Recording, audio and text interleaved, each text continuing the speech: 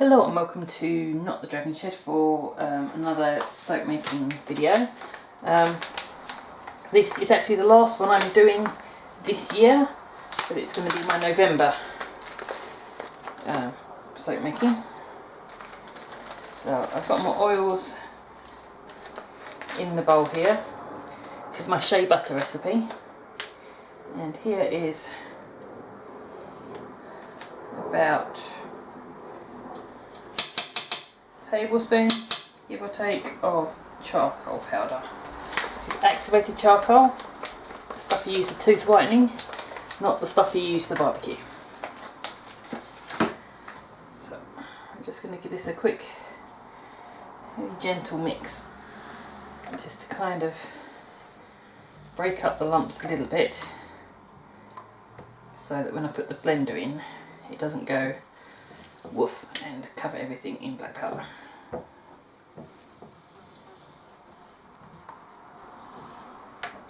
Okay. So this being a shea butter recipe, I'm expecting it to accelerate, and I don't have anything particularly intricate to do here, so accelerating is not a problem. And I also need it to be somewhat thicker so that it will hold the bits and pieces I'm putting in. So I'm just going to give it a quick whiz. Okay, so now I'm going to add my lye.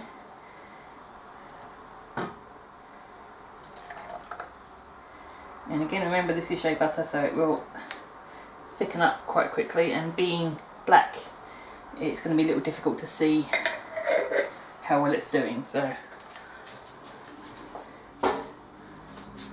be a little bit careful with this. So I'm just going to start by just mixing with the blender that.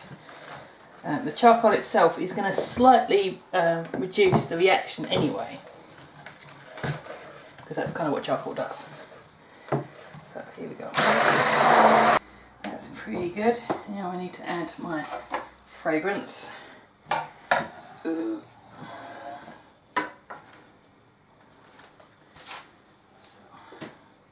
And I'm using Witch's Brew on this one,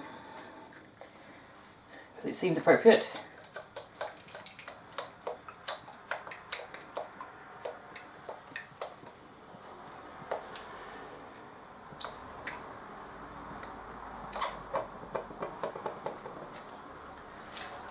Okay.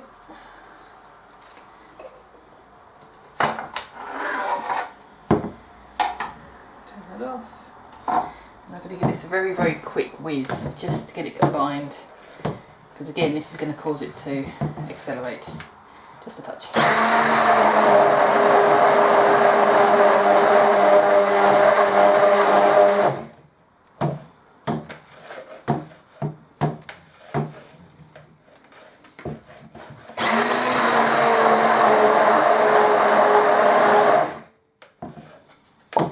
Okay, and that's sticking it up a little bit here. So let's give this a quick wipe and put it out of the way in there. So, if you didn't see the title card or the title on this video, this is a fireworks themed video. And there are a couple of ways you can do that. You can actually do embedded rods along your soap. That will become like a Millefiori cutout as you go along. Or you can just put in a whole load of soap scraps. Now these are bits of melt and pour, they're bits of trimmed soap. Basically everything I've got left over from all the soaping I've done this year. So you can see they're mostly kind of oranges and yellows. I've got some kind of blues and greens from the early soaps as well, but I think oranges and yellows will look better in this. So most of them are trimmed off the corners of soap, or bits that have come off the moulds, or these last couple of bits of melt and pour that I just used a vegetable peeler on, just to get them quite thin. So that's that.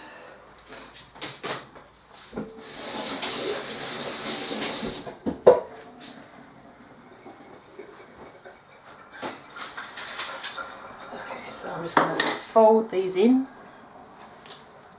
Don't mind if they break up a little bit.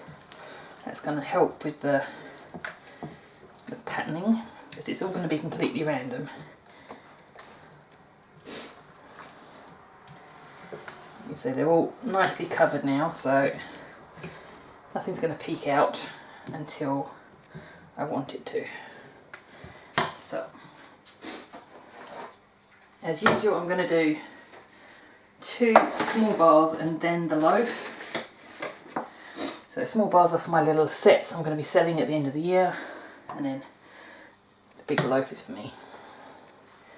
Right, so this is going to make it a little difficult having these string bits. We shall see how we go. I've already sprayed these with some alcohol, and I actually do want to slightly overfill these moulds so that I can trim off the top and give it a flat surface, because just looking like that as a finished soap isn't that sexy. So pretty much 1 whole ladleful per bar, and then I'm going to top off with some more liquid soap from the edge here, so that I've got a dome that I can just trim off once these have sat for a bit. And then you'll end up with actually being able to see the patterns. I need a little bit more in there, I think. You'll be able to see the pattern of all the bits and pieces in there. So that gentle tap.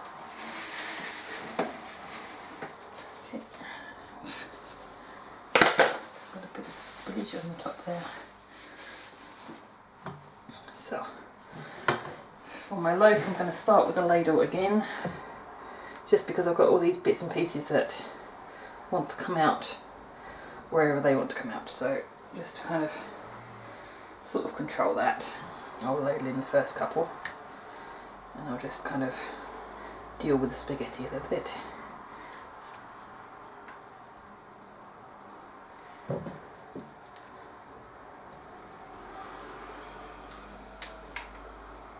So I was tempted to put some mica in here and make it kind of shiny, but I don't think much mica is going to show through all this charcoal, so I'll leave it black, I think.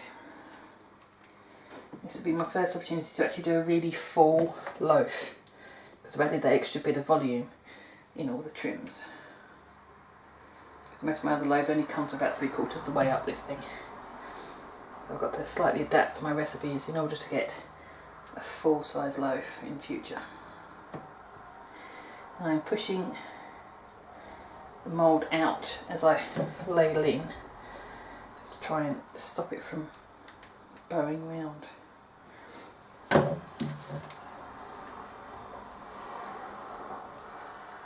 Okay, so just scrape off the ladle.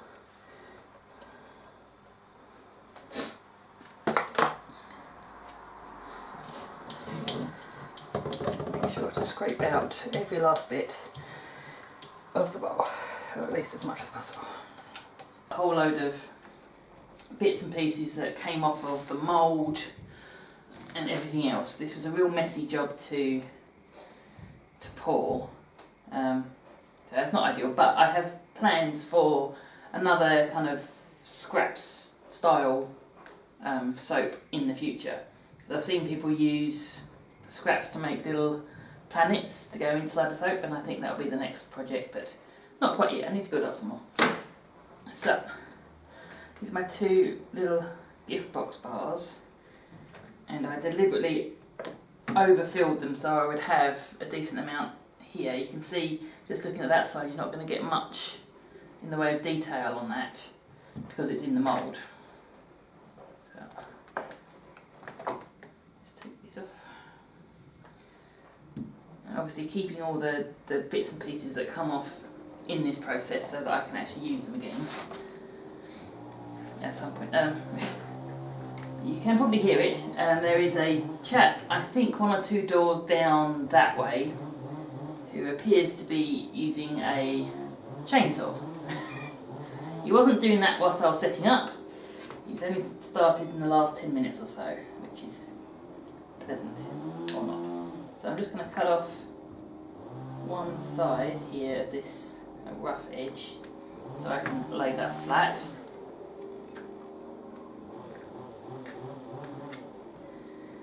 And now I'm going to be guided by pretty much the edge of this lip. I'm just going to cut straight down, or as straight as I possibly can.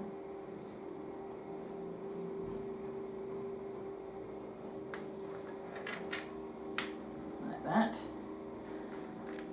Not too bad. The shea butter, so it's still a little tacky. What I could do is just trimming a little more off in this direction.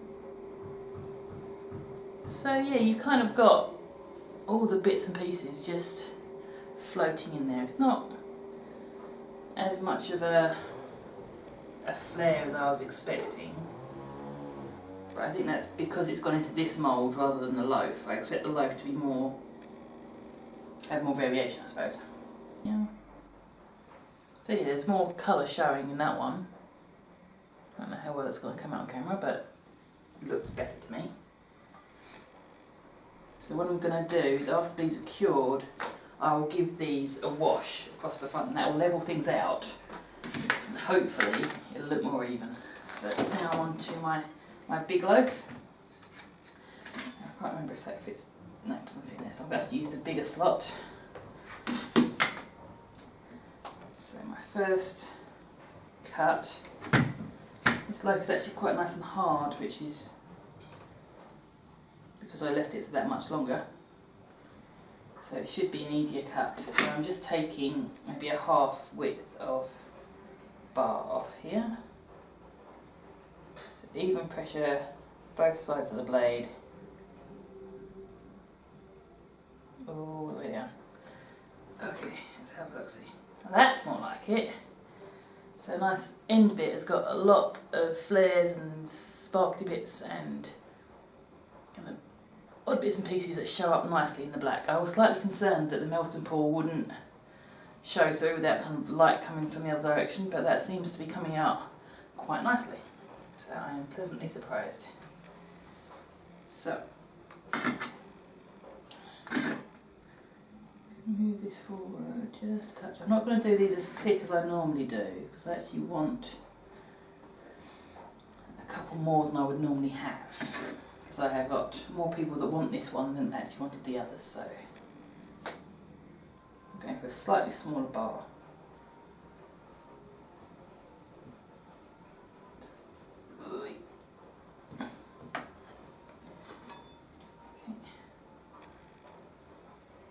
Still a little soft and crumbly around the edges, but you're still getting that nice bits and pieces kind of flare look. I'm not sure if I would call that fireworks, but it certainly has a feeling of light and colour. And because this is the last soap I'm making, I've got the whole of the rack to fill, so I can really do these as small as I want. Although I don't want them super thin.